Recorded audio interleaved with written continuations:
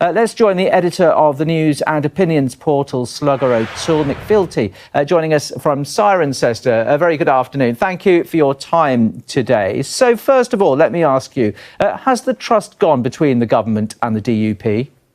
I think when you get a chance to have a look at Nigel Dodds's speech, I think you'll find that that's pretty much a busted flush. The team at Westminster are particularly angry with the way they've been led on. Remember, the DUP is the only political party in the whole of the United Kingdom that fought the 2016 referendum on the side of Brexit, wholeheartedly, no splits, all full on in there.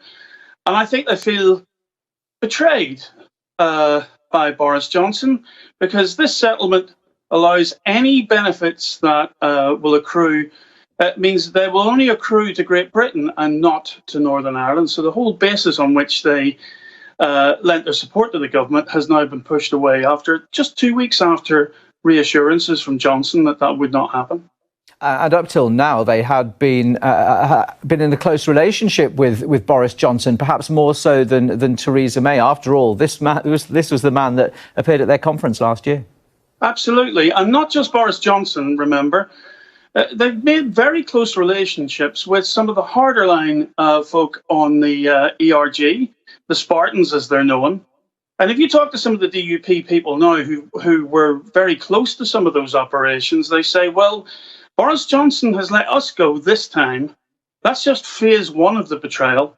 They're absolutely convinced that the European Union has seen weakness in Boris Johnson and a willingness to kind of throw away basic bottom lines. Incidentally, this was supposed to replace the backstop. The DUP insiders are now calling it a front stop, in which Northern Ireland is sacrificed. But they also say the ERG will be next, and that in fact Boris Johnson is a very weak negotiator in their view. And wider issues this week, the DUP clearly incensed now that abortion and gay marriage legalised in Northern Ireland, although, of course, it's not down to them. That was down to Westminster. Of course. And look, I would take any anger from the DUP on that score with a massive dose of salt. In fact, those are two issues that the devolved institutions, when they were operating, struggled massively to deal with.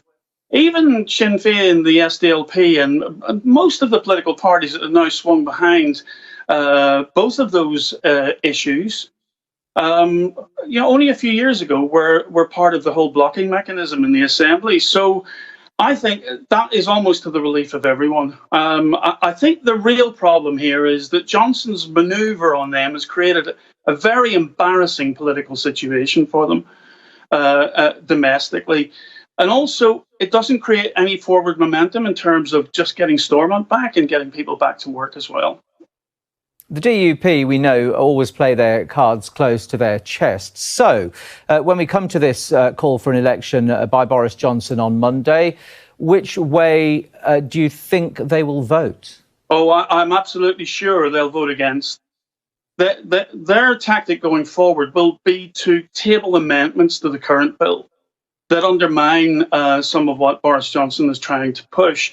And of course, they're utterly dependent in being effective on that by Jeremy Corbyn and the British Labour Party and holding the line as far as that's concerned. But you're going to see more and more out-and-out opposition to the direction Mr. Johnson is taking Brexit.